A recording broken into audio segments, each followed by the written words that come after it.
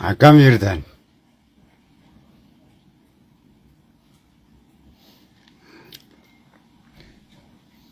Waa'ee kennanii irra jirtan.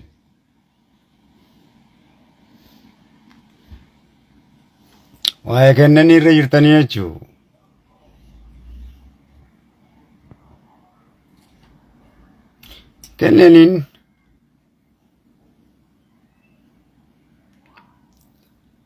Kennaniin gara qabrii deemtee jirti. Akka Rabbiin isii fedhe.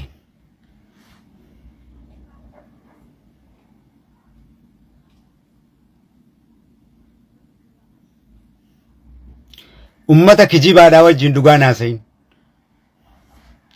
Ummata kijibaa keessa dhugaan barbaadin.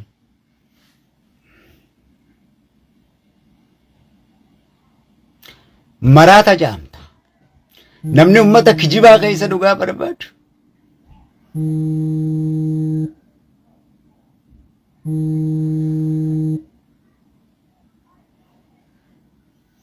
Namni ummata kijibaa keessa ka barbaadu, namni ummata kijibatti akka dubbatu. Maraatadha.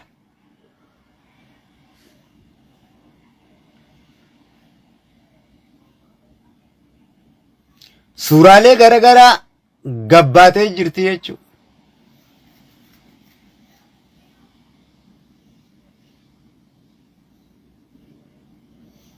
Osoo biyya faranjii ta'e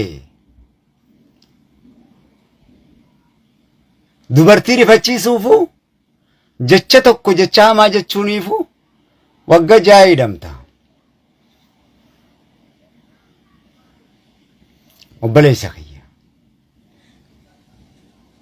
Dubartiin si biratti duutee dhiisi.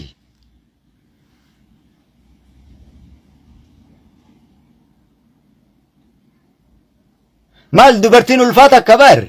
Dubartiin ulfaata akka dubartii taaniitii makka nama kaaniitii miti. Xiqqishuma hafuura si yoo isin iyyite kana qabnaan daqiiqa 2 taa'uu hin dandeessu lip jettee ni duuti. Dubartiin ulfaa akkasi yoo ulfa garaa qabaatte. Afaanuma sii qabnaan ni duuti.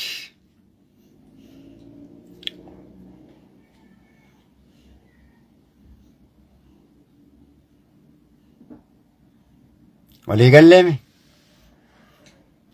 Wallisaa mi abbaa wallisaa haa ta'u. Haqni Rabbii dabnaan, dhugaan dabnaan,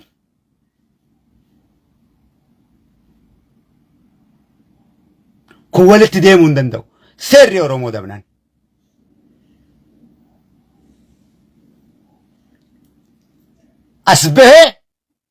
As bahee gaafii ummanni Oromoo gaafatuuf, gaafii ummanni bal'aan gaafatuuf deebii kennuu danda'uudha qaba. Awwaardiin irraa fuudhamuu naan jetta. Awwaardiin warqiidhaa miti bar. Awwaardiin takka daayimandii miti sibiila. Sibiilli irraa fuudhamuu baatee maali? Maali hiikkaan isiniif qabu yookaan maatii miciyootiif qabu yookaan abukaatoo mirgummaatiif sibiilli namni tottolche kan awwaardii jeesitti kennu sibiilaa barboo almuneemaa bar. Kun irraa fuudhamuu baate hiikni isaa maali?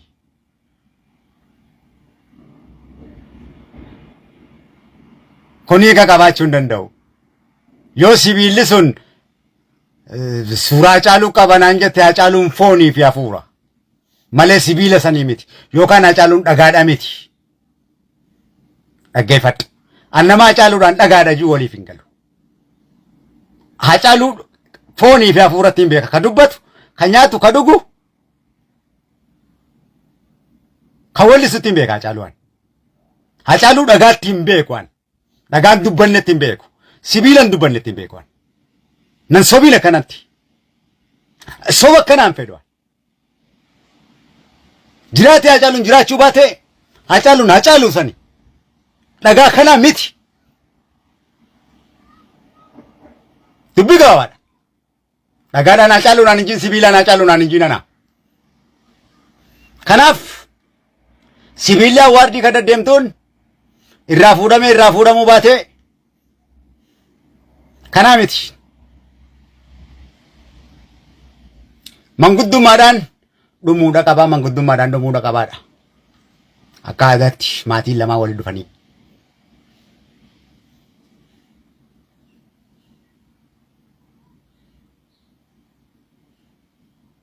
Eega seeraan dadhabame jechuudha. Haqni miskiintitti bahuudha qabaadha. Evidence ragaa amansiisaadha qabdi.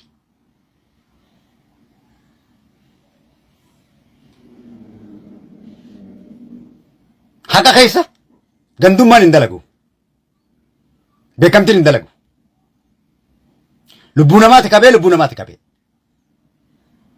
Seera Oromootiin bulla malee seera gandaatiin hin bullu. Kadiiris yoo ta'e, kabiraatis yoo ta'e seeraaf gaafatamuudha qaba.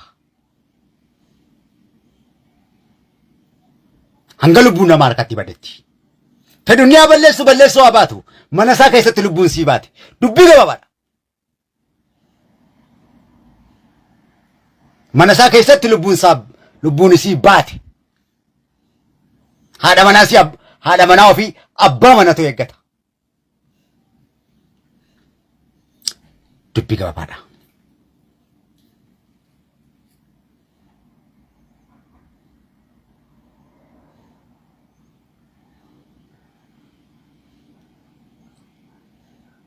Yakka ofirratti hin daraarsinu. Dhaloota Oromoo irratti yakka daraarsine dhaloonni keenya hundi akka kana ta'uu barbaannu. Dubbii gabaabaadha.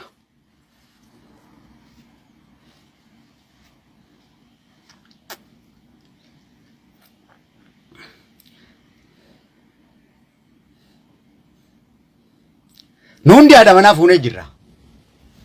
Haadha manaa keenyaa hojii wallolla waltumna. Sadarkaa kanatti garuu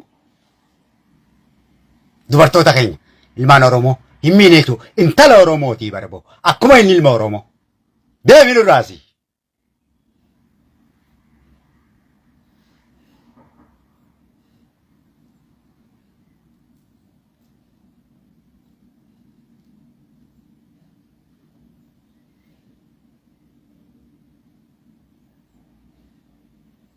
Yoo inni walli isaa ta'e isiin injiinaraa barbo. Injiinara tabadde. Injiinara guddoo tabaddee bar. Injiinarri tokko baduun Oromiyaa keessaa waggaa 30 ilmaan Oromoo gabroomsuudha. Injiinara barta lubbuun isii badde. Maal haasoytaa? Injiinara barta lubbuun isii badde. Injiinaringii bar. Maali? Akka waan xiqqoo takka baddetti lakkooytaa. Injiinara barta badde boo. Barattuu Oromootii bar. Mundoon sabaata ame arguutu nazi. Maal koostaa?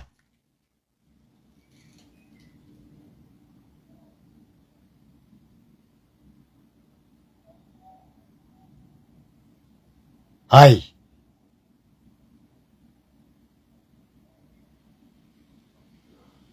Maal koostaa?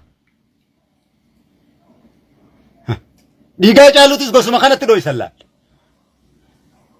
Dhiigaa caaluutis gosuma kanatti irra dibanii dho'isan. Warrumarra haa dhiiga miciyoo kanaa dho'isetu dhiigaa caaluutis dho'ise. Maaf hin dhugaa siin himne? Warrumarra dhiiga miciyoo tanaa dho'isuu barbaaduutu dhiigaa caaluutis dho'ise. Nama biraa sitti fakkaate. Ajendistoota baandaa kana.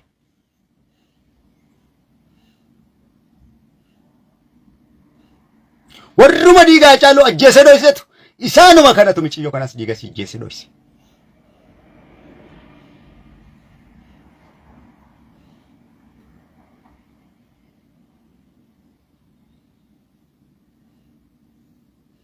Akkana irratti abadan kan walii galluu miti. Ilmaan Oromoo nyaachaa kanneeniif qabsoofnaa barbo. Kanneeniif qabsoofnaa barbo.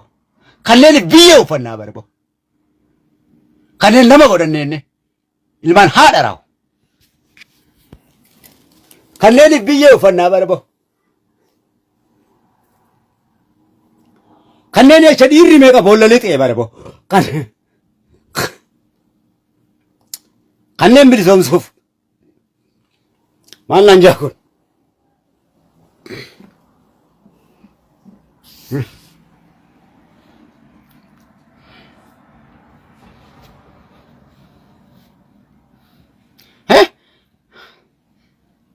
akka waan xiqqoo takkatti injiinara miciyyoon tun akkuma fedhan godhanii akka seera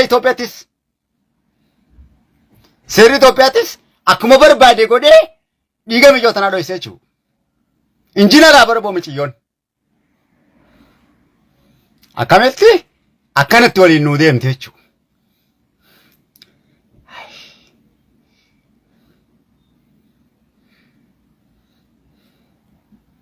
Abadan.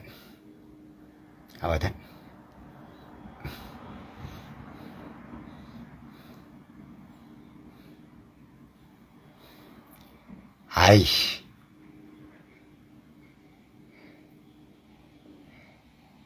Sikam nunjan.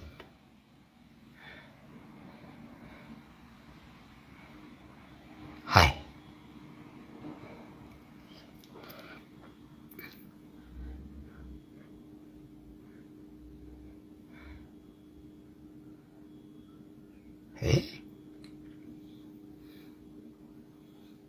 Bar awwaardiin irraa fuudhamu.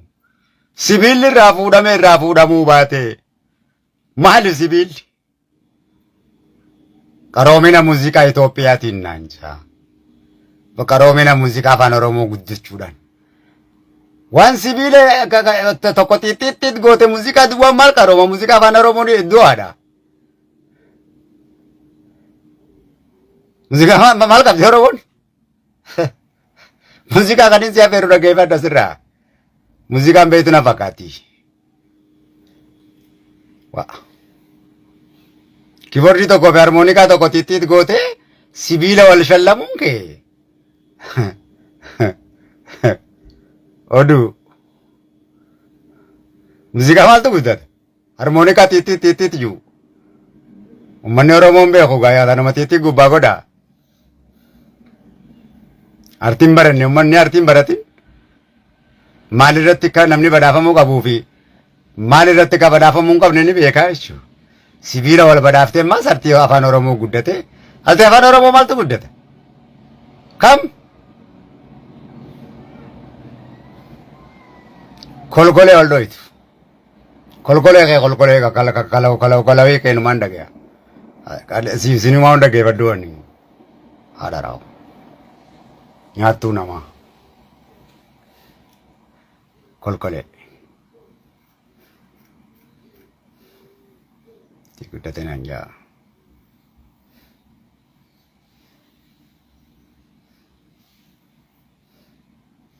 Hai.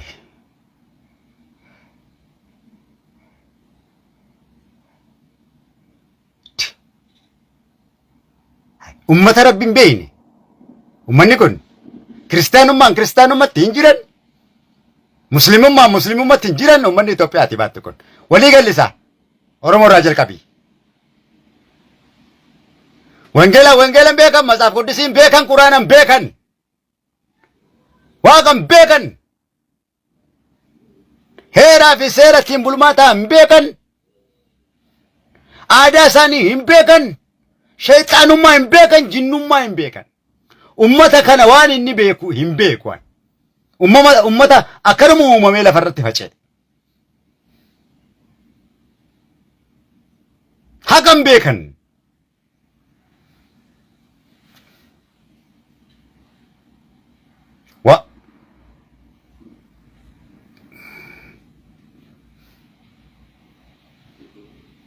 Hundi isaanii tokkuma ammaas garaagarummaa hin qaban.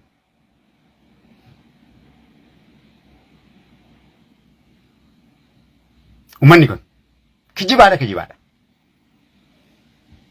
Haqa walii eeguu hin beekan. Mirga walii eeguu hin beekan. Dhugaa walii hin beekan.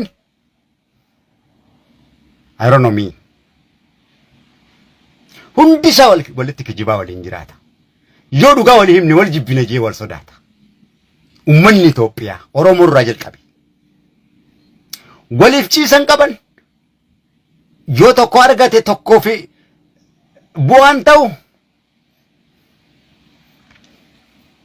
wal miqqanyooma.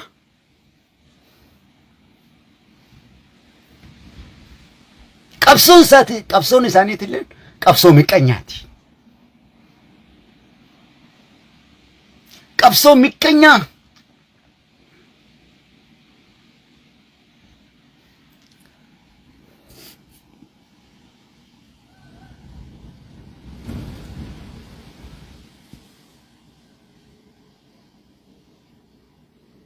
miqqanya hundisa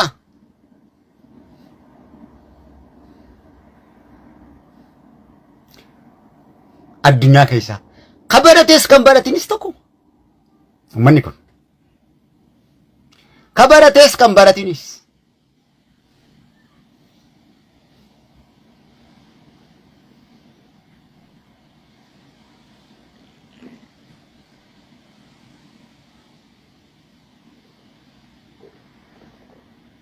I am doing all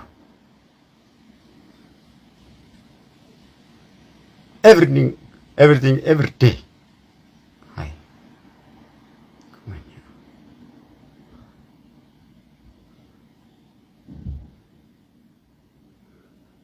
Kanaaf mijoon du'aan galtu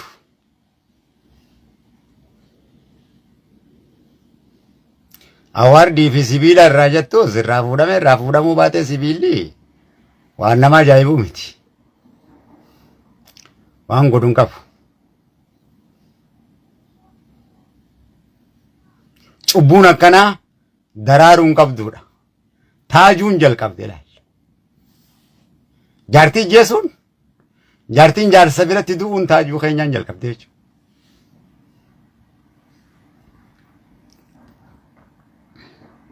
Hidhaa seenee jechuun biyya faranjitti dubartiin akka qabdi. Taajuun shurrubbeen hidhaa jira. Sakandii takka isan tursiifne.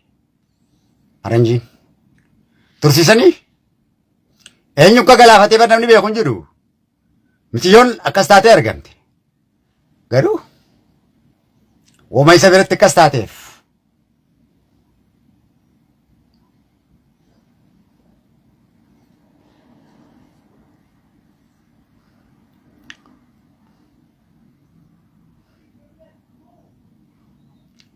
melal gaafa taajuu shurrubbee haadha manaa duutu. Melala yaadattanii mana murtiitiin ga'uuna hin eegganne fuudheeti mana hidhaa galche khalaas. Laaf faranjii an faranjii malee bar namni kun iyyaa oolu naaf hin galu anaaf. An faranjiidha si galee ideoloojiin kiyya. Dhiini kiyya Oromoo ta'ullee ideoloojiin kiyya faranjiidhaan an faranjiitti hin bulaan. An faranjiitiyya malee eenyumarraa waan eeggadhu. Eenyu hojiis dhugaa naasawaan. Waan beete haasawaa olii asitti. Hangan takkatti sin lakkaawa waan ati Itoophiyaa fi hin jettu kan. Hangan takkatti waan faranjiin ta'in alama kan hangan takkatti lakkaawan. Kijiba akka taateen si beeka waan ta'eef. Beekumsa akka ati hin qabneen si beeka waan ta'eef. Maal qabdaan si hojjaasa? Daaraa sammuu. Maal kalayiteen si hojjaasa? Sammuu daaraa ta'e moo?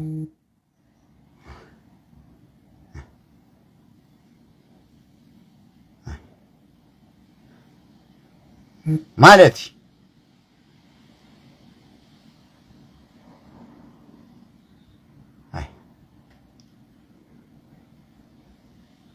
Waa amantii xiyyaatu faranjii wajjin haasawaa. Si caalaa isaantu quraana beeka. Maal akka ta'e? Ijoollee daa'imatu beeka yuunivarsiitiitti barata. Hiika isaatii fi seenaatiin beene si hima. Kijiba.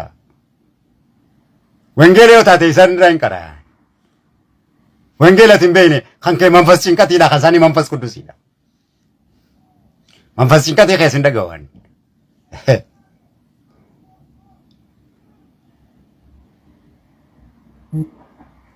Isa dhugaa san isaantu naa hima. Masaaf quddusiis kan dhugaa san isaantu naa hima.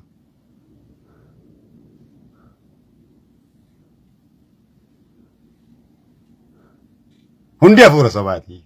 Manfas cinqatiidha. Manfas quddusiin hin jiru.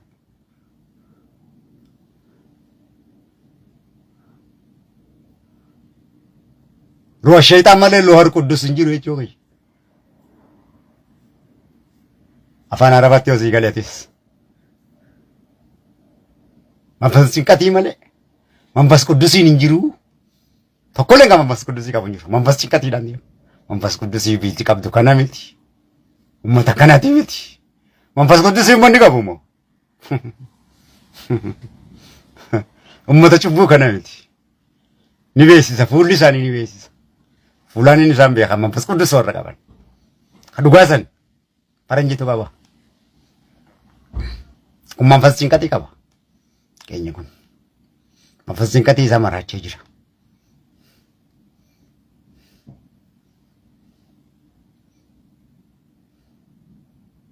Ruhal Qudus hin qabu. Keenya kun. Ruha shayxaaniitu isa maraacha. Ruha shayxaan. Waan Ruhal Qudus harkaa qabutti fakkaata. Laa. Ruhal Qudus harkaa qabu. Bilaashif maraacha. Ruhal Qudus uummanni qabu kana yoo ni urgaa. Karaama qaba. Oyyo. Muhabba qaba. Oy. Dubbiin isaanii dhugaa. Oyyo. Kaashifa bar. Ruhal Qudus warri qabu. Oy. Warra Rabbiin eebisee bar. Akka yaqiini. Oy. Kanaaf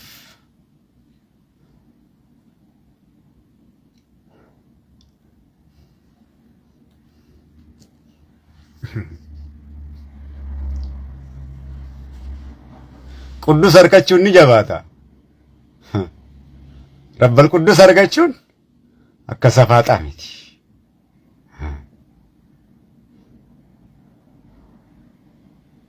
Manfas cinqatii fi manfas Qudusii gargar baafnee beekuun dirqama ta'a.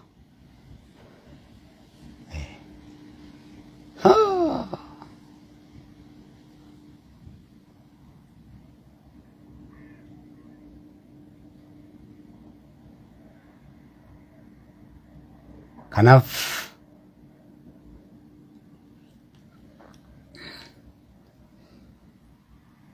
I love you so much. Bokkaan qabdan na fakkaatti.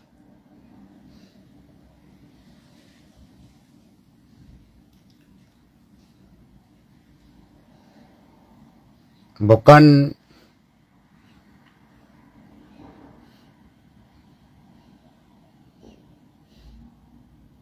jiru na fakkaatti gaa. Hin beekne. Dubartii boksii faan dha'uurra. Dubartii boksiin dhooyitee lafa darbuurra. Dhaga'u jirtaa yoo? Dubartii boksiidhaan dhooyitee lafa darbuurra. Hidhiisii yookiin singi goote. Gaggabdeen lafa kuftii siinuu. Boksiin dha'uurra keessin godhi.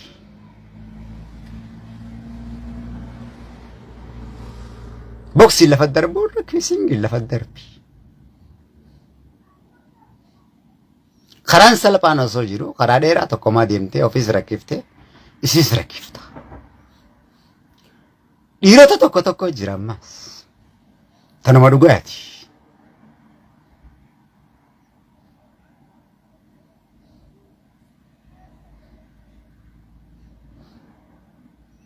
Tanuma dhugaati. Dubartii takka jira ammas. Tanuma ulee tanaan akka irratti feddeeydu malee abbuma manaa kan abbaa manaan seene. Akka amala harree.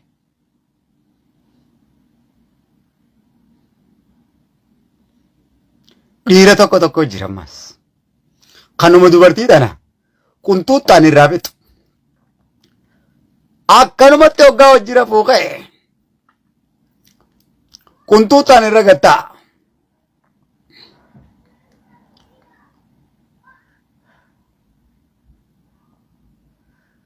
Qunxuuxxumaan irra gattaa baroogaa wajjira fuuqee. Qunxuutee.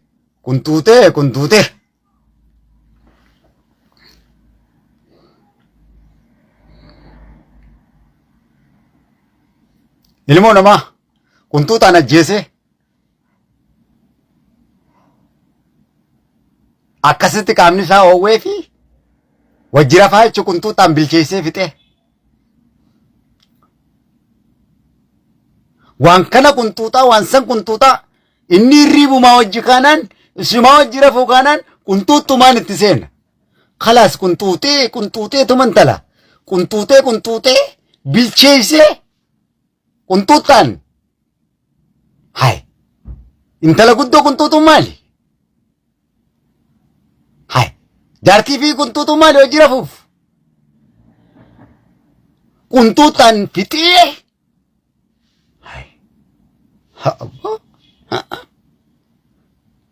akkasi kaanii wajji rafanii jechuun qunxuuxaadhaan ta qunxuuxamtee madooyte amaluma dhiirtii Itoophiyaa qabdu warrummaan Itoophiyaa baanan kun qabu abishoo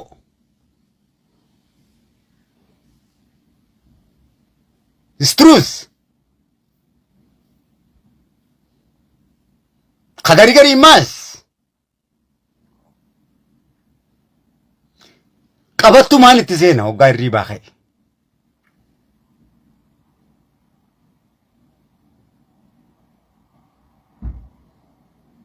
Qabattu maal dirree lolaati moo intala mana ga'e hojii teessoo kana walumaan rafuu jecha ka'ee qabattoon itti seena boo hunda isaanii arkee beeka hedduun arkee beeku irra guddaan isaanii kasi. Waa'ee qananii qofa gartanii isin waa'ee kennanii qofa gartanii itti bilcheesseetuma qabattoo ofirraa baasee qabattoodhaan tumuu malee qaamni isaan oowwuuf isii qabattoodhaan bilcheessu malee tumee qabattoodhaan bilcheessee wajji rafaa hoo kun qabalee dhiita hogguma abishoon isaatii fi fedhiin isaatti qaate kaya kabalaa fi dhiitichaan kabalaa fi dhiitichoon dhiitu malee fedhiin isaan oowwituuf kanaas maali xabiyaan akkana maali rakkoon kana romantic hin dubbisu dubbii gabaabaadha romantic books hin dubbisu romance hin beeku haasa'uu hin beeku jechuudha romantic hin beeku sin jechuun law fiction hin dubbisu akkatti dubbifatu hin beeku malee dubartii haasawaan feentu goota hoggaa wajji raftu this truth beekuu qabda kana qara'uu qabda kana beekuu qabda yoon beeyne samii baata dubbiin faranjii adiidha dubbiin rabbiitis adiidha akka fedhii fi dhoofachuu gonjala guddaa fedhii tendoo isin hin kijibin osuma meeshaa kaaftee dubartii jala fiidu akka naman feenee hin godhatin osuma dhiira jala meeshaa bantee fiidu akka naman feenee tokko hin godhatin hin kijibin hundi kee kijibaadha atis ni feeta kaliidha dubartiinis ni feeti fedhii kana isin osoo hin taane rabbii isin irratti uume waan ta'eef kijibdu akka zinaa jibbitanii tokko if goggootan osoo zinaa kana jibbitanii